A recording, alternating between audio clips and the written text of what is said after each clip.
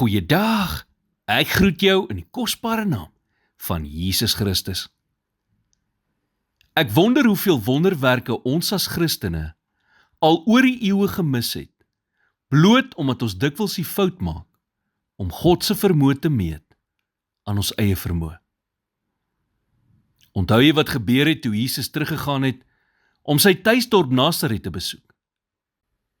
Hy het geen wonderwerke daar gedoen nie, want die mense was so besig om sy vermoë te meet aan hulle eie vermoë, dat hulle geen geloof oorgehad het om te glo nie.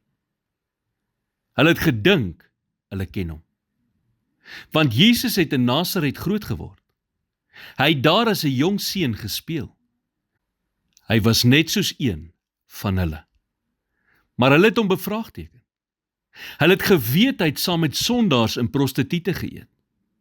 Volgens hulle eie maatstaf was Jesus nie beter as die res van hulle nie. Hulle het hulself uit 'n wonderwerk gemeet.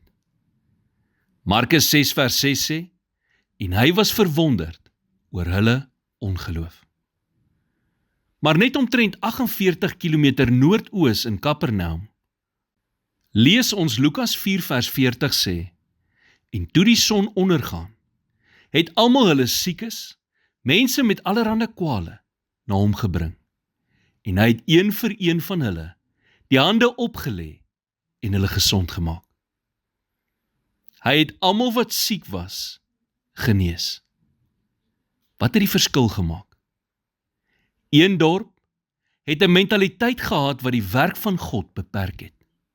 Die ander het geloof in die onmoontlike gehad. Dit is onmoontlik vir ons om die bonatuurlike te meet. Jy kan slegs iets meet wat 'n beginpunt en 'n eindpunt het. Jy kan jou probleme meet, maar God is groter as jou probleme. Moenie God beperk deur jou eie siening van 'n situasie nie.